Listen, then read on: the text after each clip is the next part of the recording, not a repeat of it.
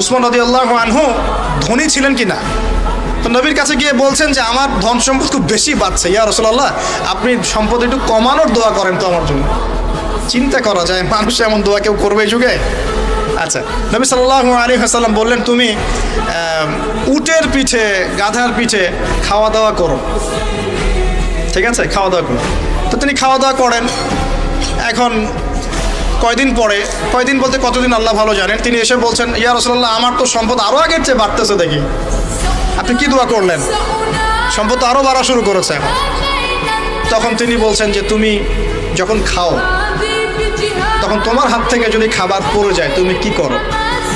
তিনি বলেছেন আমি আমার হাত থেকে খাবার যদি পড়ে যায়, একটা দানাও যদি পড়ে যায়, আমি উটের পিঠ থেকে নেমে সেই খাবারটাকে তুলে পরিষ্কার করে তারপর খাই।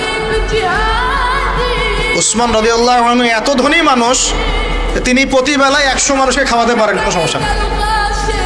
তিনি একাই তাবুকের যুদ্ধে 30,000 সৈন্যের দায়িত্ব নিয়েছেন।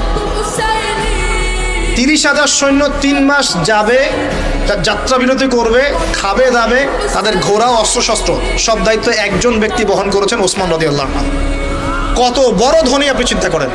উনার মতো ধনী কোনো পররাষ্ট্রমন্ত্রীও নাই পৃথিবীতে এখন পর্যন্ত, কোনো বিশ্ব নেতাও নাই ওনার মতো ধনী, এখন কেউই নাই। আর উনি কিন্তু তার এই ধন সম্পদ সুদের মধ্য দিয়ে অর্জন করেন নাই, তার ধন সম্পদ দুর্নীতির মধ্য দিয়ে অর্জন করেন নাই। তার ধন সম্পদ তিনি কিন্তু এই যে অন্যের সম্পদ অন্যায়ভাবে দখল করে অর্জন করেন নাই। তিনি সম্পদ অর্জন করেছেন বৈধ পন্থায়, হালাল ব্যবসা করেছেন নাকি না? এই যে আমল, তো নবীজি বলছেন যে তোমার আমল যদি এমনই হয় তাহলে তোমাকে আল্লাহ পাক সম্পদ দিবে না, কাকে সম্পদ দিবে? মানে তুমি আল্লাহ পাকের যে সম্পদ রিজিকের যে শুকরিয়া আদায় করো, কৃতজ্ঞতা প্রকাশ করো যে আল্লাহ আমাকে ভালোবেসে রিজিকটা দিয়েছেন, আমার হাত থেকে পড়ে গেছে, আমি তুলে খাই।